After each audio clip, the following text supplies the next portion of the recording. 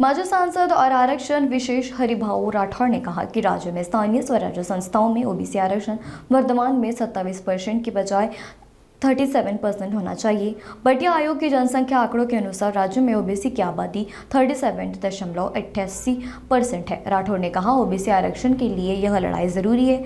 यह लड़ाई सरकार और निर्वाचन आयोग के खिलाफ नहीं होगी, बल्कि यदि आवश्यक हुआ तो सर्वोच्च में जा सकती है। माजी सांसद ने यह भी कहा है कि मुद्दे पर समाज के सभी वर्गों को जागरूक करना और न्याय सुनिश्चित करने के लिए आवश्यक कदम उठाए जाएंगे। ज्या स्थानिक स्वराज्य संस्थेमध्ये आदिवासी बहुल क्षेत्रामुळे 50%च्या वर आरक्षण गेलेलं आहे, त्या ठिकाणी हे आरक्षण वाढवून घेता येईल।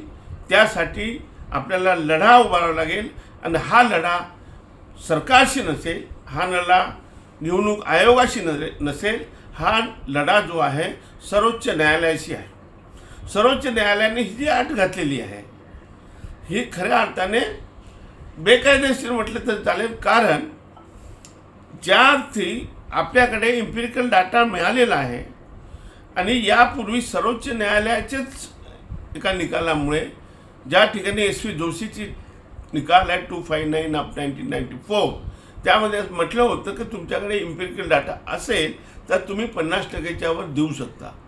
इंदिरा साहनीमध्ये सुद्धा असं म्हटलेलं आहे की तुमच्याकडे एम्पिरिकल डाटा असेल आणि असाधारण परिस्थिती निर्माण झाली असेल तर त्या ठिकाणी तुम्ही 50%च्या वर आरक्षण देऊ शकता। या ठिकाणी ज्या ठिकाणी आदिवासीच्या जे बहुल क्षेत्रामुळे आणि त्या ठिकाणी जर 50%च्या वर आरक्षण ओबीसीचं गेलं असेल तर ओबीसीचं आरक्षण वाढवून घेता येईल। खरं म्हणजे आता ही वेळ आलेली आहे की ओबीसी जर महाराष्ट्रामध्ये बांट्या आयोगाप्रमाणे 38% असेल तर 27च्या ऐवजी 38%ची मागणी करायला पाहिजे।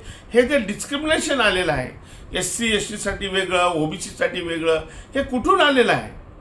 हे याच्यासाठी सुद्धा लढा द्यावा लागेल आणि 27%साठी मजबूतीने ओबीसीचं आरक्षण हे अबाधित राहिलं पाहिजे। केवळ अबाधितच नाही तर ते वाढवून मिळालं पाहिजे।